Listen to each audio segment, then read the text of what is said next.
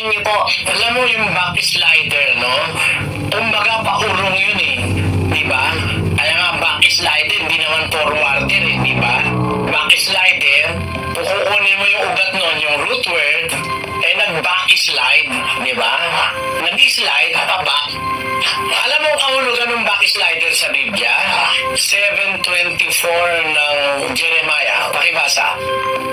Ngunit hindi nila dininig o ikiniling man ang kanilang pakinig, kundi nagsilakad sa kanilang sariling mga payo at sa pagmamatigas ng kanilang masamang puso at nagsiyaong paurong at hindi pasulong. Alam mo, yung mga backslider, yung paurong, hindi pa sulong, yung ayaw makinig sa Diyos, nagmamatigas ng puso. Yun ang mga pwedeng ituring na backslider. Pero, nakinig ka sa Diyos. Yung aral ng Biblia, napakinggan mo. Natutunan mo ngayong mali pala yung mga ribulto na yun. Hindi ka backslider no. You are going straight forward dahil sumusunod ka sa sinasabi ng lugwat. Hindi ka backslider noon, kapatid. Kasi sumusunod ka sa Diyos eh. Pag sumunod ka sa Diyos, hindi ka naman aatras eh. Hindi ka paurong. Ang Diyos, aakayin ka sa pagsulong, sa pananampalataya at sa kabanalan. Susulong ka, hindi ka uurong. Pero pag ang pakikinggan mo, yung mga turo ng tao, mga pilosopya ng tao, makinig ka as against God. Sabi ng Diyos, huwag kang gagawa ng larawang inanyuan. Sabi ng Diyos. Tama? Anong larawan ang bawal gawin ng anumang wangis na nasa langit o nasa lupa o nasa ilalim ng lupa? Huwag mong yuyukuran sila. Huwag mong paglilingkuran sila sapagkat akong Panginoon ng Diyos ay Diyos na mapanigmuguin. Luluhod ka ba ron as against what God has said?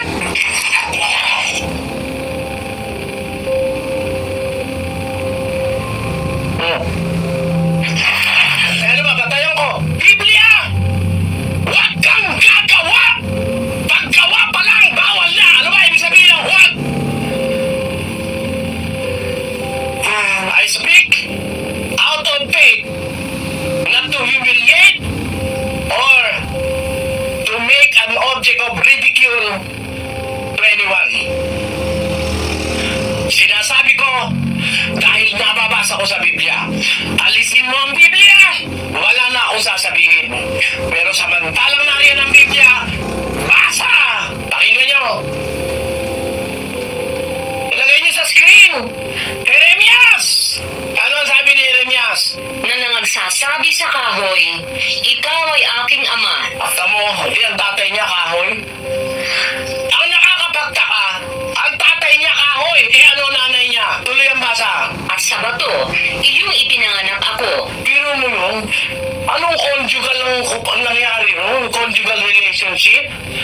Yung tatay, kahoy! Ang nanganak, ang nanay bato! Ito, kung meron kayong kahit kapirasong kaalaman sa siyensya at ka-arkeolohiya, and I will ask your intelligent research about these things. Go back into history. Tingnan mo ang mga artifacts, ang mga fossils, ang mga records sa archaeology na nahukay sa ating panahon. Christ. Now, during the time of Christ, that is 1st century AD, up to the 2nd century, may nahukay na bang ribulto na gawa sa 1st and 2nd century? Kailan nagkaroon ng ribulto? On the 3rd, the 4th, the 5th, the 6th, the 7th century. Wala na ang mga apostol sa lupa. Doon lang nagkaroon ng mga ribulto. Sa panahon ni Kristo, may mga sculpture ba o wala? Meron! Bago nga siya dumating, may mga sculpture na eh. Bakit walang mahukay na larawang inanyuan na that dates back to the time of Christ? Bakit? Sinunod ng mga unang Kristiyano ang direktiba ng Diyos. Huwag kayong gagawa ng larawang inanyuan. Yan ang dapat maintindihan dyan. Wala kayo makikita na during the 1st century of the Christian era,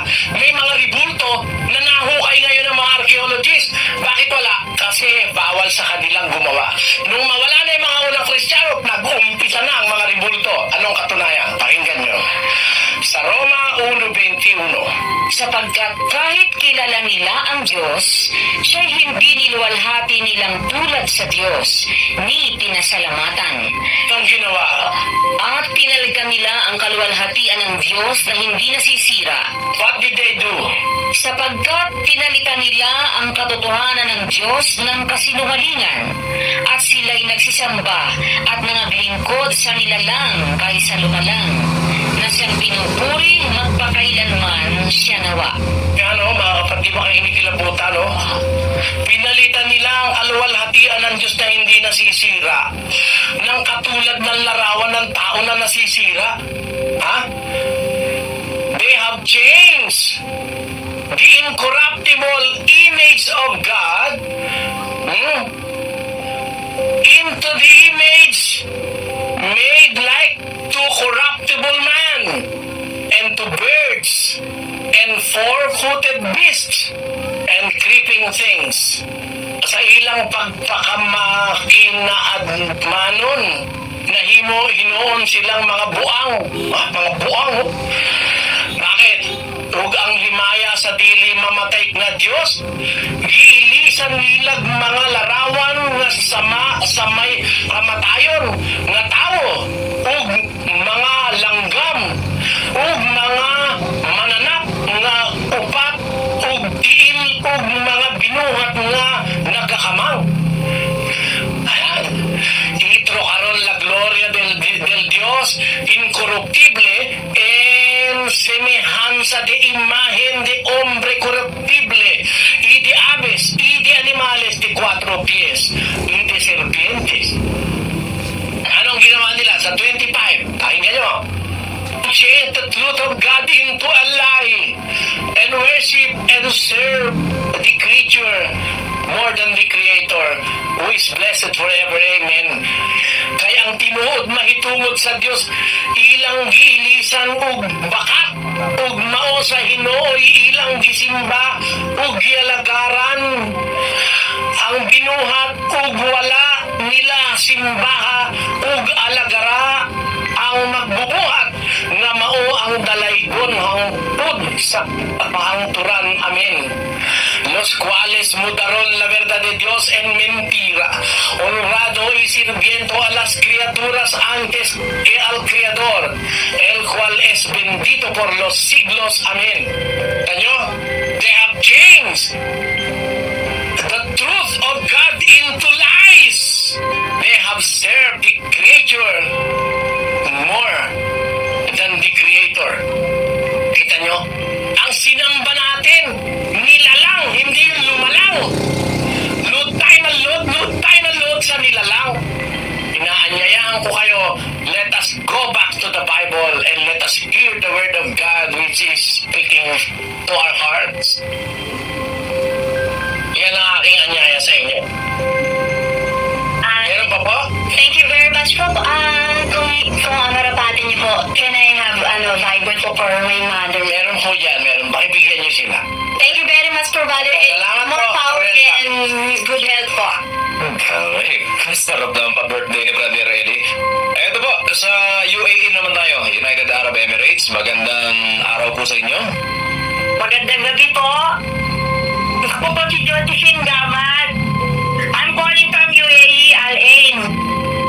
Hello? Opo, sige po. Nakikinig po kami, Miss Yeah, I'm Josephine. calling from UAE, Al Ain. I'm Josephine Gamad. Gusto ko lang po itanong sa Matthew, sa verse 28, 19, bakit niya po nasabi na, go and make disciples of all nations, baptizing them in the name of the Father and of the Son and of the Holy Spirit, and teaching them to obey everything I have commanded you, and surely I am with you always to the very end of the age. Bakit niya po ito sinabi? Ang kausap niya po dyan yung labing isang apostles. Wala na po si Judas noon na taksil na. Naiwan yung 11. Mabuti, basahin mo natin 28:19 yan, ano? Opo. Itaas natin sa 28:16. Datapwat nagsiparoon ang 11 alagad sa Galilea, sa bundok na sa kanila itinuro ni Jesus. Sumunod po yung 11 disciples sa bundok sa Galilea na sa kanila ng Panginoong Hesus. Ano po nangyari nung nandun na sila? Tuloy natin ang basa. At nang siya'y kanilang makita, ay kanilang sinamba siya. Datapwat ang ilan ay nangag-alinlangan. At lumapit si Jesus sa kanila at sila'y kanyang kinausap na sinasabi, ang lahat ng kapamahalaan sa langit at sa ibabaw ng lupa ay naibigay na sa akin. Dahil dito, magsiyaon nga kayo. Yun pala ang pinanggalingan nun. Sinabi muna ni Kristo. Yan, tinanong ko sa inyo. Ito po ang pinanggalingan. Hindi ko pa po nasasabi, kapatid. O, sige po. Ito po. Kaya niya sinabing ganon, ganito. Pinakita niya muna sa mga alagad na 11 na nabigyan na siya ng kapangyarihan sa langit. Ang lahat ng kapamahalaan sa langit at sa ibabaw ng lupa, sabi niya, naibigay na sa akin. Dahil dito, magsiyaon kayo. Ibig sabihin, binibigyan niya ngayon ng mga alagad ng karapatan naman. Kasi nakatanggap na siya ng karapatan sa Ama para mamahala sa langit at sa lupa. Ngayon, kung siya aakyat sa langit, maiiwan itong 11. Sabi naman niya, binibigyan naman niya ng karapatan itong 11. Yumaon kayo. Go ye unto the world and preach the gospel. Sabi niya, and make disciples in every nation, baptizing them in the name of the Father and of the Son and of the Holy Spirit. Yun po. Ang ibig sabihin niya, binibigyan niya ng karapatan ng mga apostol na mamahala naman sa iiwanan niyang gawain dito sa lupa.